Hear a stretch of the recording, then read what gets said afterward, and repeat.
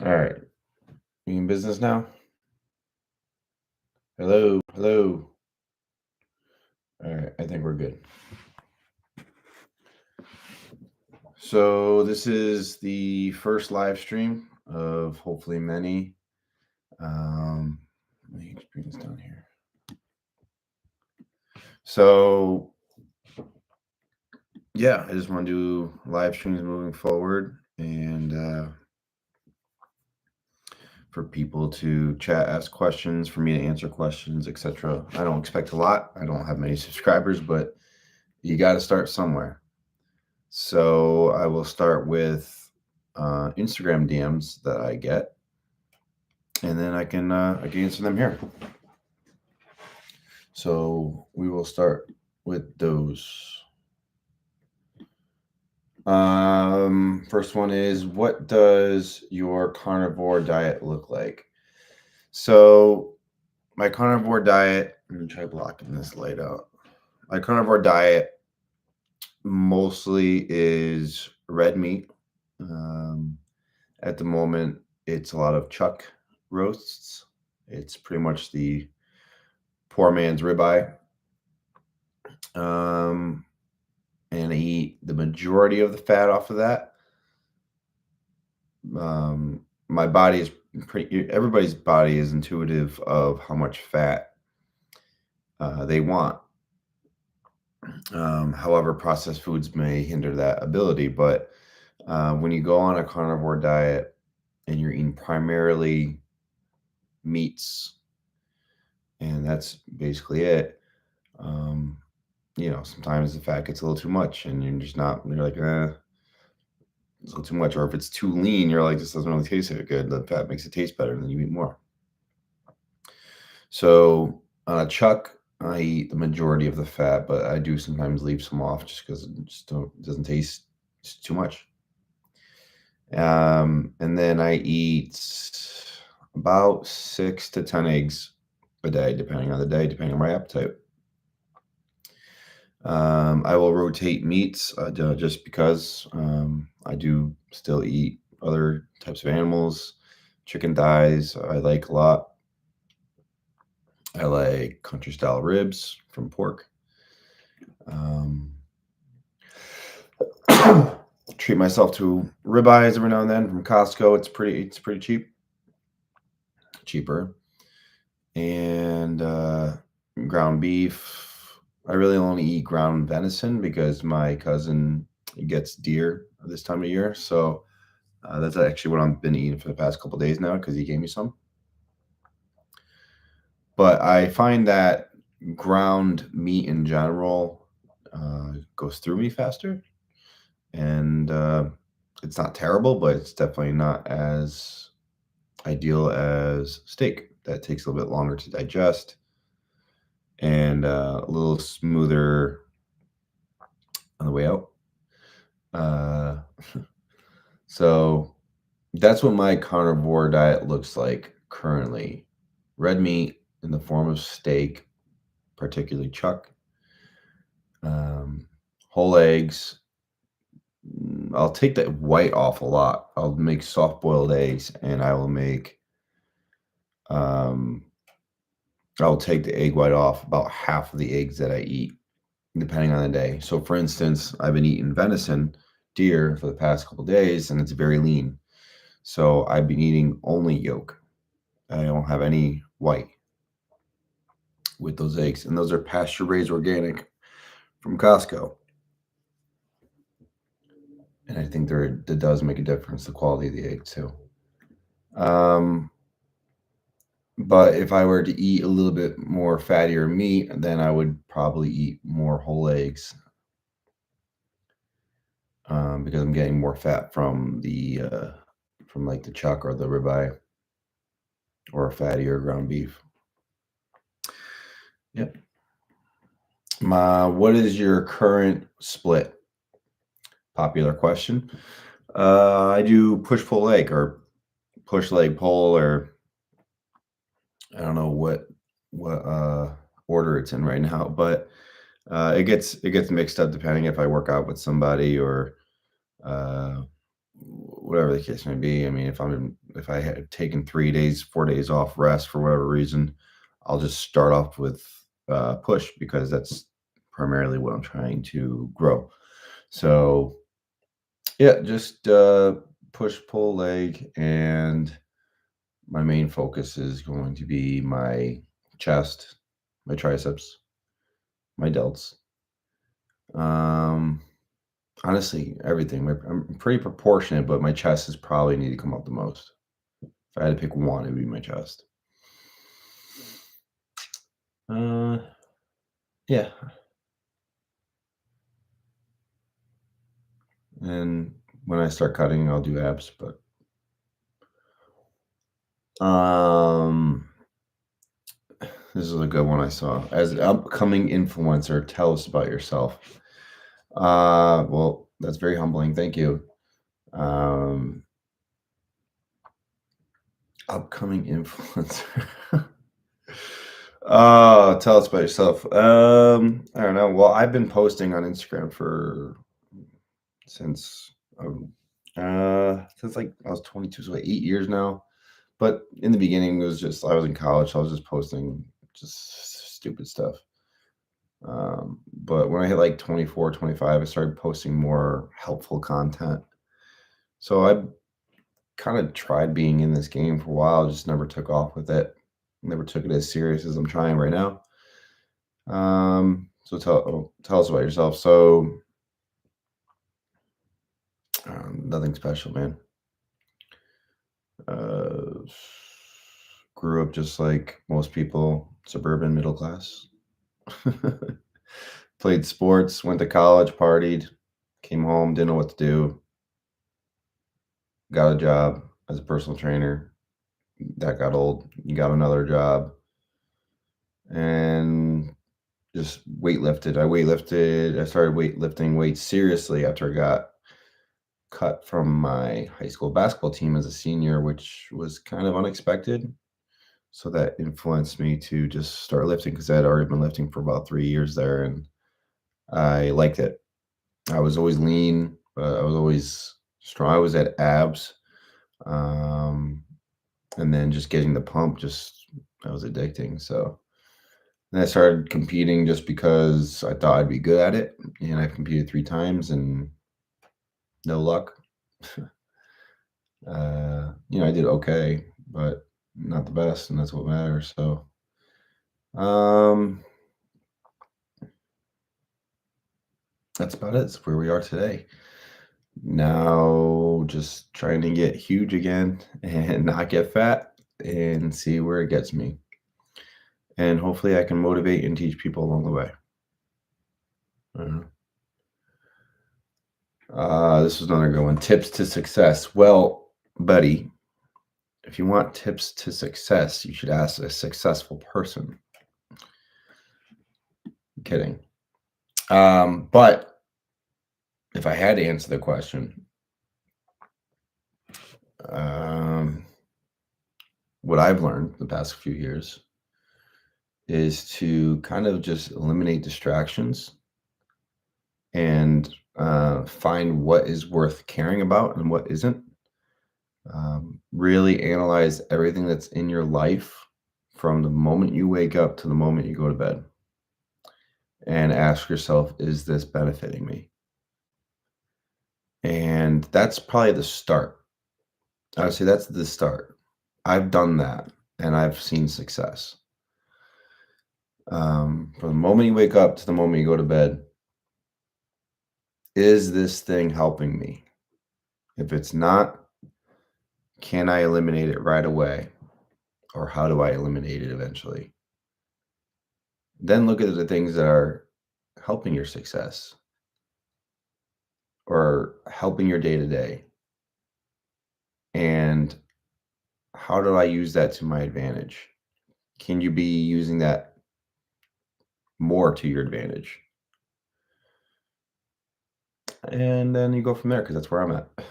So, um, in today's world, we are severely distracted. Severely distracted. I've already thought of a few books since these questions came up, so you can do there's one. What's the dopamine one? Let me look it up now.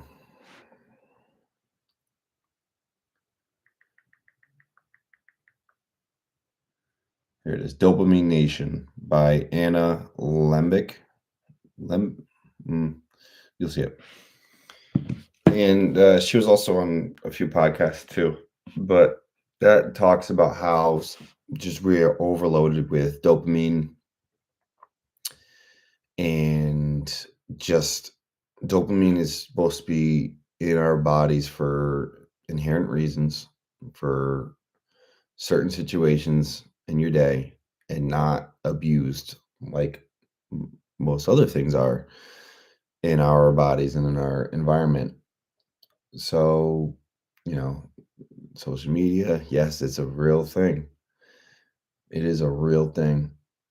Um, TV, food, video games. I mean, I say this all the time.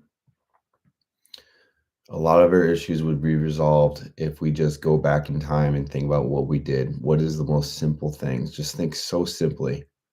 As far as diet's concerned, red meat, we thrived. As far as what we did for fun, we played outside with other people. They had they had music back then. They made music. They had laughs. They played outside. They weren't isolated.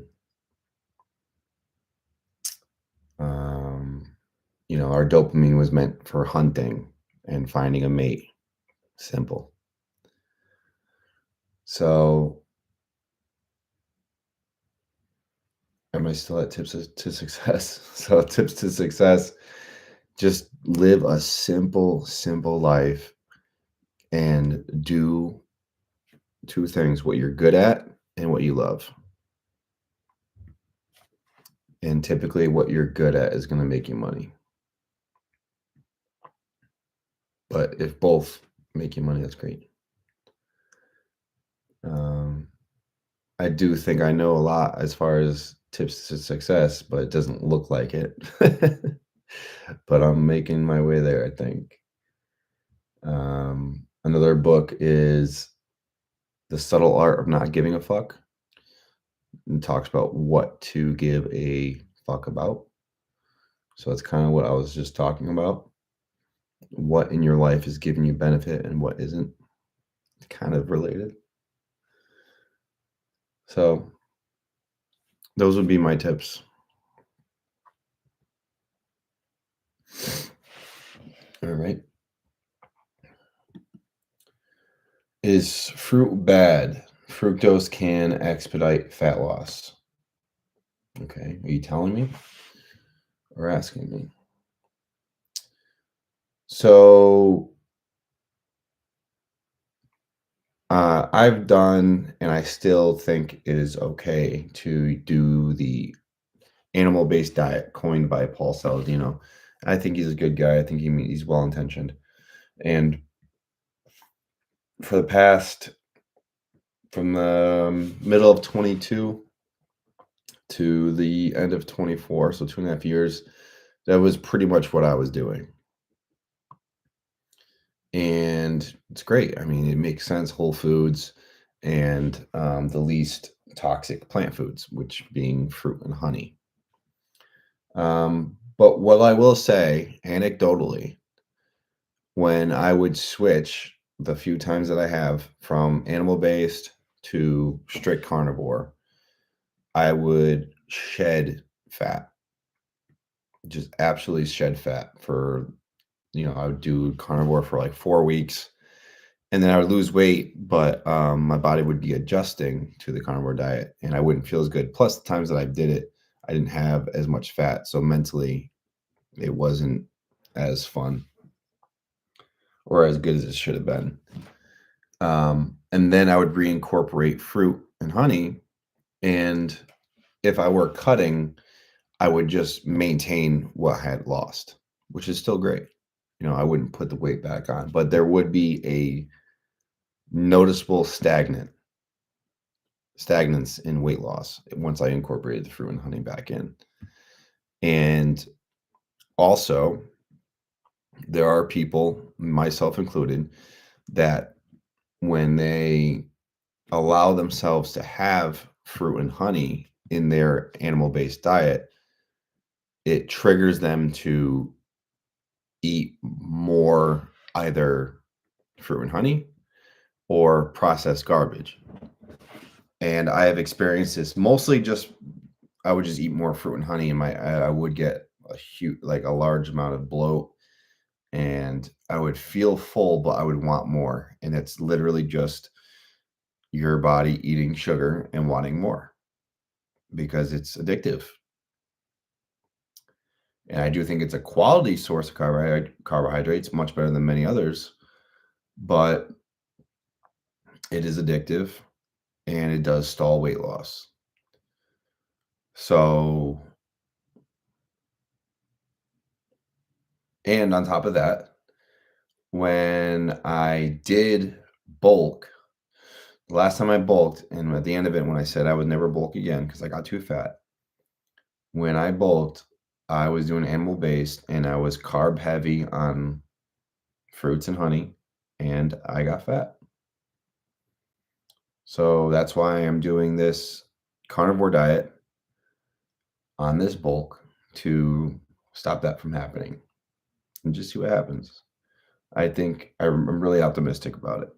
Really optimistic about it. Okay. What is the magic behind carnivore? So, I mean, it's depending on how you look at it. I'm gonna initially say there's no magic behind it because it's just simply what we're supposed to eat, and it's simply how we're always supposed to feel. But if I had to say there's magic behind it, the magic is just the fact that you're not eating garbage anymore. You're not eating plants that are actually trying to kill you. And I know that's a bold claim, but if you really think about it, you know, plants are alive and they want to reproduce just like animals do. And they don't have horns, they don't have teeth, they don't have feet. They can't run away and they can't fight. So how else do they stay alive? They have these anti-nutrients inside of them and toxic plant chemicals that they use to keep other predators away from them. Good example would be poison ivy. When dogs eat grass, they throw up. Um, Caffeine kills bugs. Um, so it makes sense to me. And anytime that I've reincorporated them or brought them back in or took them out, I've noticed the difference. So just try it. Um, this is also why I used to do intermittent fasting because initially when it was just coming out and it was all the hype back in 2000, I'm talking 2000 like 16, 15, 16. I was definitely one of the first to start doing it. And I was lean college kid and I did it mostly for cognition because being in a fasted state made me feel good. But the reason why intermittent fasting feels good initially is because you're giving yourself an extended period of time without the garbage you're used to putting into your body. That's what I think. Because long-term intermittent fasting, I don't think it feels good. Some people are able to, or they might just tell themselves they feel good, but I don't think so. Um, when you get hungry and you start turning into a jerk, or you start getting sluggish, or You're not as happy. And you put that off, you know, so you just become more and more like that person until you finally eat.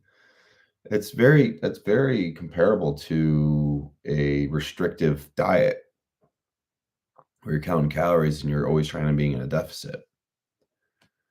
It's same idea. I don't believe in it. I believe there's a time and place for certain stressors and hormesis. I don't think intermittent fasting is good for that. People still talk about autophagy and cell rejuvenation, all that stuff. You get autophagy too from being in a ketogenic state. You, so the magic is eliminating garbage and just eating a species appropriate diet. That's what you're doing. You're eating a species appropriate diet. It's what we are meant to eat. It's what we evolved on. It's how we evolved and became conscious humans. And it's how our brains grew. And go figure, 10, 12,000 years ago, when agriculture changed and we started eating vegetables, our brains have shrunk since. Yep, I believe it.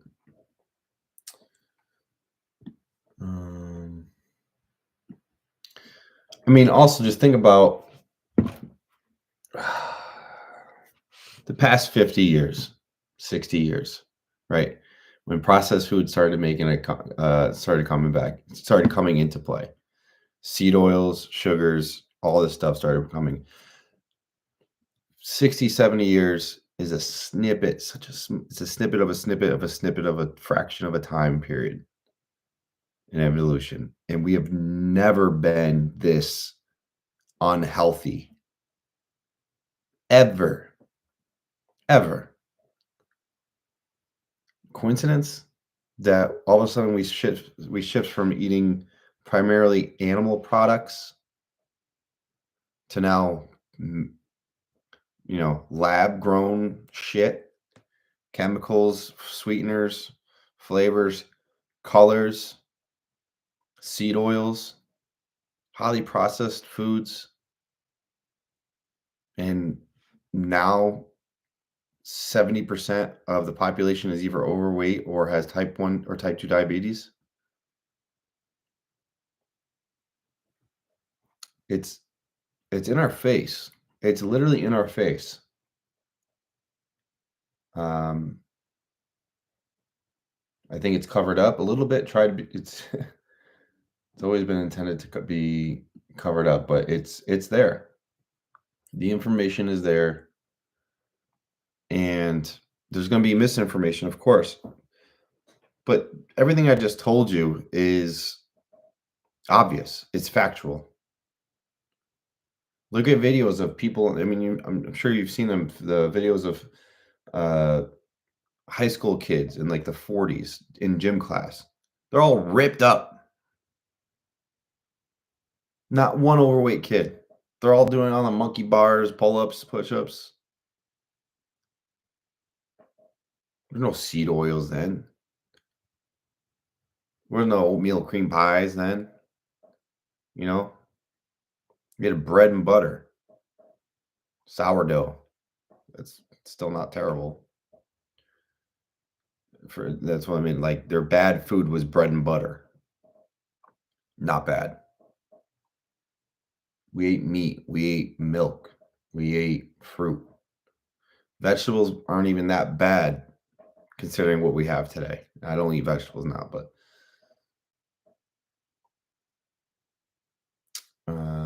it's just so much garbage. It's right in front of our face and we don't give a fuck because we're addicted.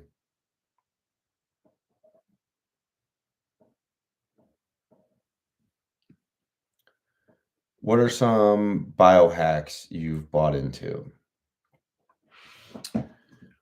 I was heavy into biohacking. I still am.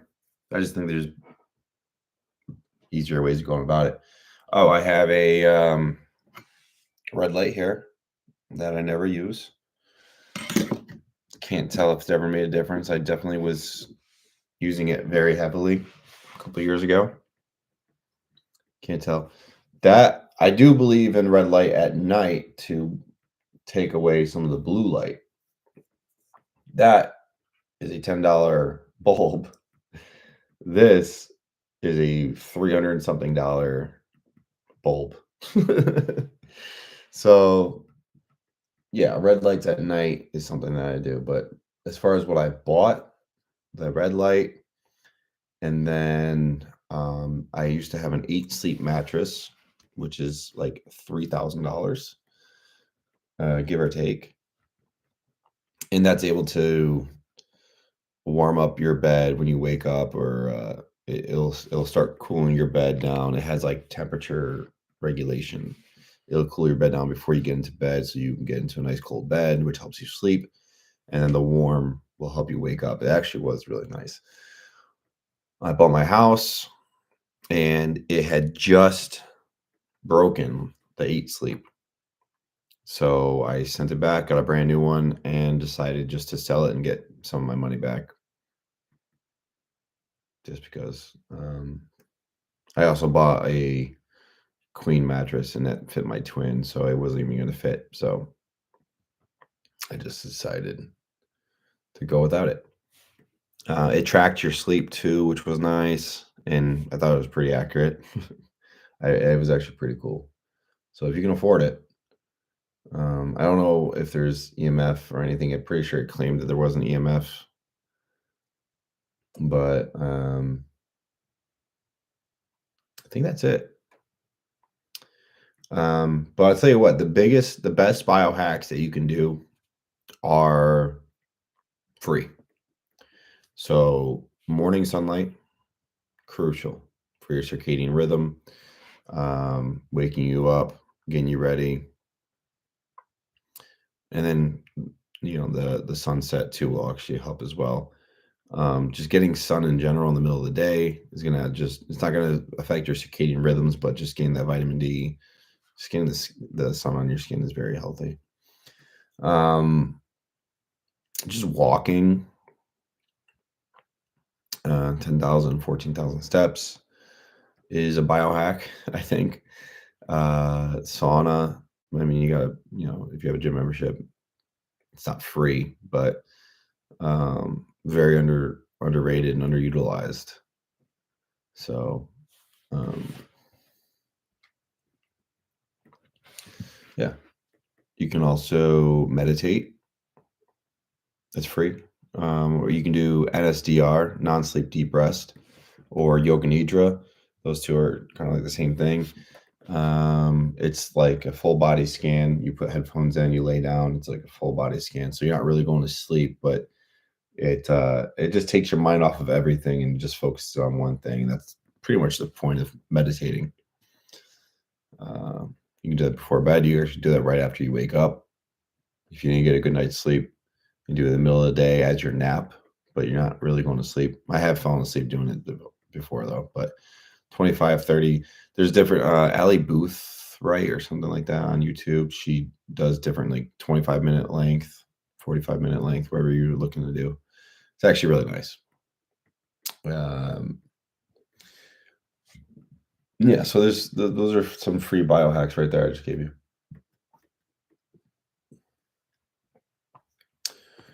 Is cardio overrated? Cardio depends on the cardio and what you define as cardio. So most people would describe cardio as some sort of steady state, zone two, heart rate around 130 beats per minute for an extended period of time. It's better than doing nothing, I suppose, but you can easily overdo it. And well, not easily overdo it, but I just wouldn't stress that. I wouldn't have that be. I'd rather just do weights if it's gonna be one or the other.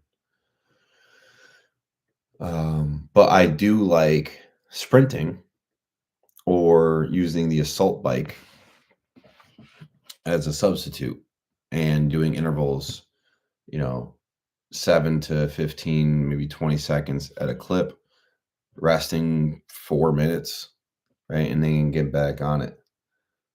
That's a form of cardio. It's really good. I like that a lot. Gets your heart rate up and then gets your body used to that high heart rate and trains it to bring it back down quickly. So that's the type of cardio I do.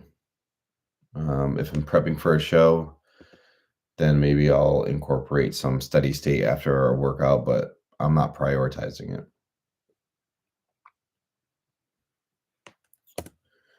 All right. How old are you? Just turned 30 and thriving. Do you use sauces or seasonings with carnivore? No.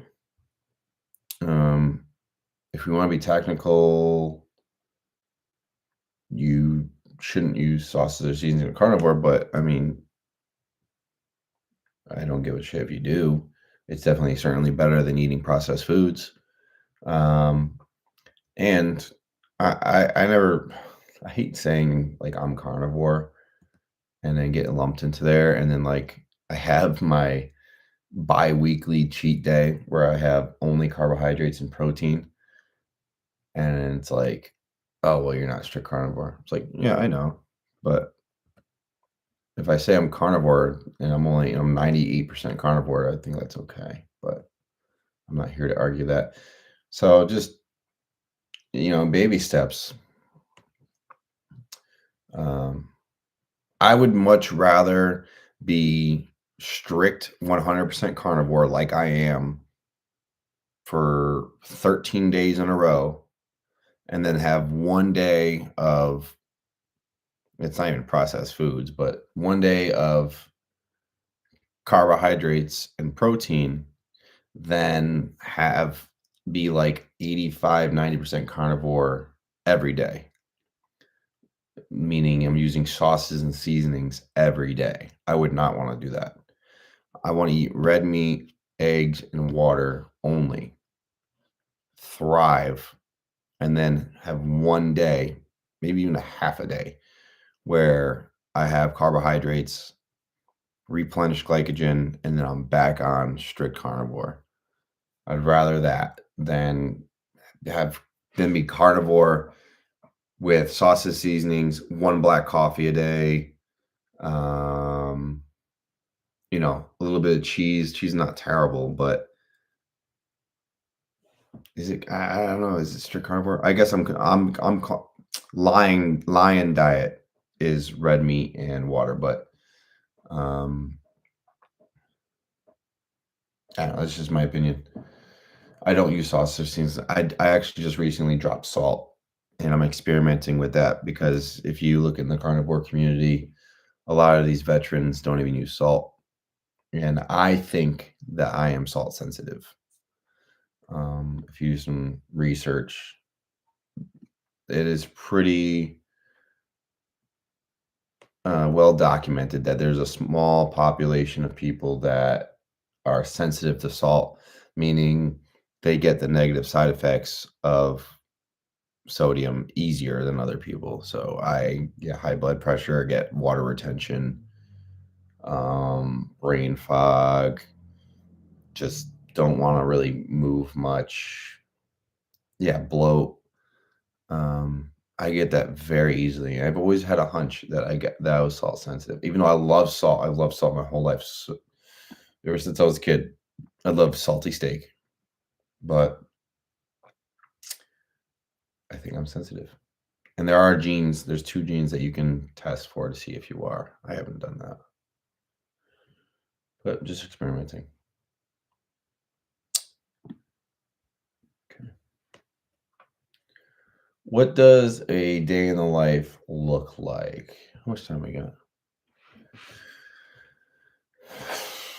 Day in the life, very simple. I get up at 6. Um, I try not looking at my phone, and I do chores. I kind of leave chores from the night before so I can do them in the morning. so I'm busy, and then I can hydrate and do these chores, take my time to wake up. And it's just February now, so it takes a little bit while for the sun to come up. But once the sun is up, catching that sunrise, still hydrating, trying not to think about much, just meditating, just going through my day. Maybe have a little like little lo-fi music going on in the background. Just relax, get that sun. Then I'll eat at some point, just something really small to get my whatever supplements I'm taking for the day, if I'm even taking any. Um, then I'll plan my day, even though I'll probably have it planned from the day before, but I'll just figure out what I'm doing. This is on obviously a day off. And then I'll typically hit the gym. That'll be one of the first things I do. So hit the gym, depending on if the sauna's working, depending on what I'm training that day. If I'm training with somebody, whatever, I'm there for an hour and a half, 2 hours, considering drive maybe. And then I'll come home and eat. And I'll go for walks periodically. Sometimes, you know, middle of the winter, I'm not trying to walk out there, but I do sometimes. Most of the time, I do. But I'll catch the sunrise with I'll get 8,000 steps in the morning. But then I'll walk periodically throughout the day. And I'm cooking food, prepping food throughout the day. Pretty basic. Pretty basic. I don't have too much responsibilities here. I don't have a dog, which I was thinking about getting one for my birthday, but I did not. And that's it. And then I've just been filming YouTube content and editing. So that's kind of been what my hobby has been, is YouTube. So do you have a career outside of bodybuilding? Yep. Are you taking clients? No, but I don't advertise. But if people reach out and I know that they're serious, I will take them on. But I stopped doing online training. Ah, God, people are just annoying. I've noticed a lot of coaches, they just are able to, I just don't think they care enough. Because when you care too much, and people aren't listening to you, it's very frustrating. I don't know. Maybe I just need to know the secret as to how to deal with that, but I just can't deal with people not caring as much as me when it's their body, not mine. So I stopped doing that. All right. Do you consider this last one? Do you consider yourself genetically gifted? I'm gonna guess you mean in a bodybuilding standpoint. And if so, overall, no. Overall, I do not feel like I am genetically gifted to be a bodybuilder. I don't, because I've been training for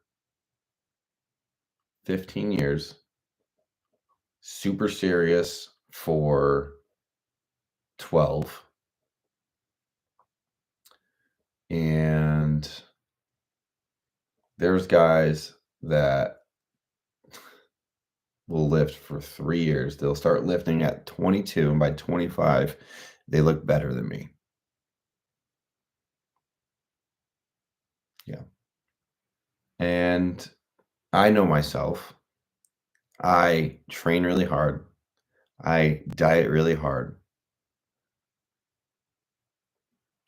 And I know some of these guys that get bigger than me in a shorter period of time that are still eating garbage and train like shit. I do have good proportions. I have nice, ab insertions. I don't have any freakishly ugly looking body parts. I am very well proportioned and I have a smaller waist and I have an aesthetic look for sure. But my ability to accrue muscle tissue is terrible. Terrible. And I can confidently say that now for sure. So, genetically gifted, no. Um, Simple yes or no question, I guess. I got nothing else for you. All right. So that's going to wrap up the live stream. No viewers. That is fine. I'm going to look back on this video and laugh because I'm going to have more viewers than that. And everyone has to start somewhere. So that's it. If you watch this all the way through after the fact, thank you. Please drop a like to help me out and follow my next live stream. I'll probably come on here once a week and I will post when I'm going to be streaming.